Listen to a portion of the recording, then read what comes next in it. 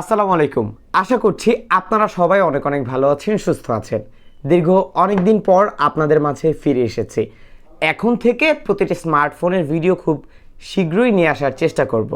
So আজকে আমরা কথা বলতে যাচ্ছি ভিভোর একটি নিউ স্মার্টফোন ভিভো Y02t নিয়ে।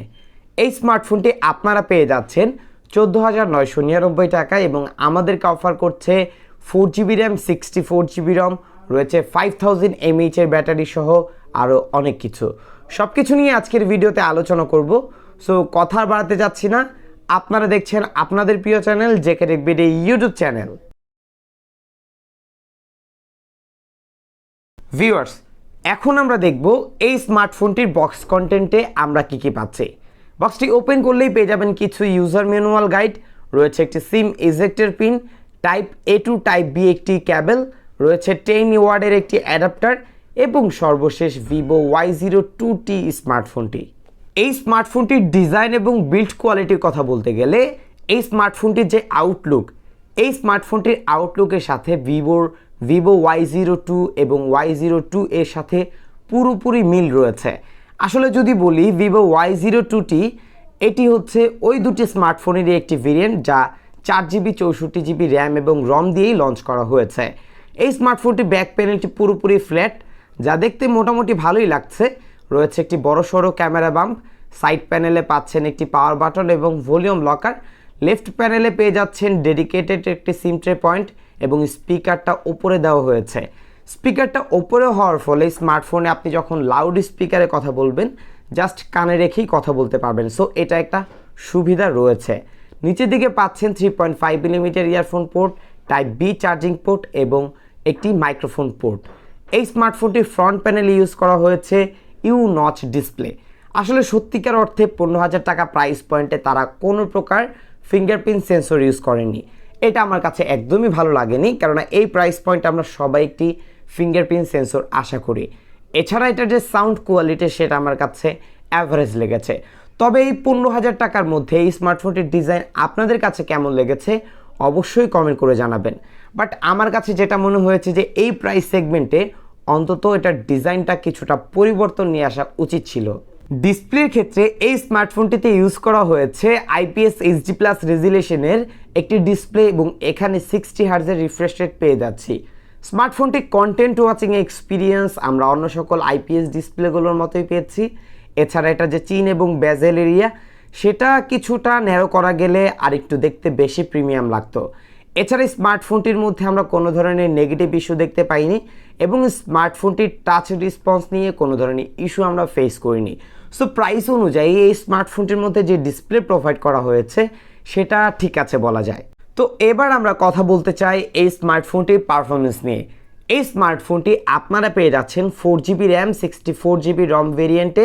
এছাড়া স্মার্টফোনটির মধ্যে আরও 4GB এক্সটেন্ডেড র্যাম রয়েছে। স্মার্টফোনটির মধ্যে অ্যান্ড্রয়েড ভার্সন পাচ্ছেন অ্যান্ড্রয়েড 13 এবং ফ্যান্টাসিস 13। স্মার্টফোনটিতে প্রসেসর হিসেবে ইউজ করা হয়েছে ভিভোর একটি জাতীয় প্রসেসর, যা হচ্ছে মিডিয়াটেকের হিলিও P35। কেন বললাম ভিভো? কেননা এই বাজেট সেগমেন্টে প্রতিটি স্মার্টফোনেই এই প্রসেসরটাই ইউজ করা হয়। যদি র্যাম ম্যানেজমেন্টের কথা বলি, যে ছোট ছোট অ্যাপগুলো রয়েছে এবং বিল্টিং যে অ্যাপগুলো রয়েছে 7 থেকে 8টি অ্যাপ আমরা সুইচ করে করে ইউজ করেছি, সেই ক্ষেত্রে তেমন কোনো প্রবলেম হয়নি। বাট স্মার্টফোনটির মধ্যে হাই এন্ডের যে অ্যাপগুলো রয়েছে সেগুলো ডাউনলোড করার পরে ইজিলি 5 থেকে 6টি অ্যাপ সুইচ করে ইউজ করতে পারবেন। তবে 10 থেকে 12টি অ্যাপ সুইচ করতে গেলে মাঝে মাঝে কিছুটা ল্যাগ স্টার্টারিং দেখতে পাবেন। এছাড়া স্মার্টফোনটির মধ্যে যে প্রসেসর রয়েছে সেটা দিয়ে আপনি বেসিক লেভেলের যে কাজগুলো রয়েছে খুব ইজিলি করতে পারবেন, তেমন কোনো প্রবলেম হবে না। এছাড়া সোশ্যাল মিডিয়া যে অ্যাপগুলো আছে সেই ক্ষেত্রেও ইউজ করার ক্ষেত্রে তেমন কোনো প্রবলেম হবে না। শখের বসে ছোটোখাটো গেমগুলো খেলতে পারবেন। এছাড়া স্মার্টফোনটির মধ্যে ফ্রি ফায়ার খেলতে পারবেন, তবে মিডিয়াম গ্রাফিক্সে, হাই গ্রাফিক্সে খেলা সম্ভব নয়। সো হাই গ্রাফিক্সে খেললে মাঝে মাঝে ল্যাগ স্টার্টারিং দেখতে পাবেন। তবে বেসিক যে গেমগুলো রয়েছে সেগুলোই খেলবেন, সেই ক্ষেত্রে তেমন কোনো সমস্যা হবে না। আশা করছি বেসিক লেভেলের কাজগুলো স্মার্টফোনটি দিয়ে চালিয়ে নিতে পারবেন। ক্যামেরার ক্ষেত্রেও এই স্মার্টফোনটির মধ্যে কোনো ধরনের পরিবর্তন করা হয়নি। হ্যাঁ, ভিভো Y02 এবং Y02a দুটি স্মার্টফোনের মধ্যেই যেই ক্যামেরা ছিল সেটাই এই স্মার্টফোনটির মধ্যেও দেওয়া হয়েছে। স্মার্টফোনটির মেইন ক্যামেরা 8 মেগাপিক্সেল এবং স্মার্টফোনটির ফ্রন্ট ক্যামেরা পেয়ে যাচ্ছি 5 মেগাপিক্সেল। ক্যামেরা ইউআইতে আমরা প্যানোরামা মোড পাচ্ছি, পোর্ট্রেট মোড পাচ্ছি, ফটো মোড পাচ্ছি, ভিডিওতে 1080 30 এফপিএসে ভিডিও রেকর্ড করতে পারবো এবং মোর অপশনেও আরও বেশ কিছু ফিচার রয়েছে। ক্যামেরার কথা যদি বলতে যাই সেই ক্ষেত্রে ক্যামেরাটা আমার কাছে অ্যাভারেজ লেগেছে। তবে প্রাইস অনুযায়ী ক্যামেরার কথা বলতে গেলে এই স্মার্টফোনটিতে 8 মেগাপিক্সেল আমি আসলেই মানতে পারছি না, কারণ এই প্রাইস পয়েন্টে অনেক স্মার্টফোন ব্র্যান্ড তো 50 মেগাপিক্সেল ক্যামেরাও প্রোভাইড করছে।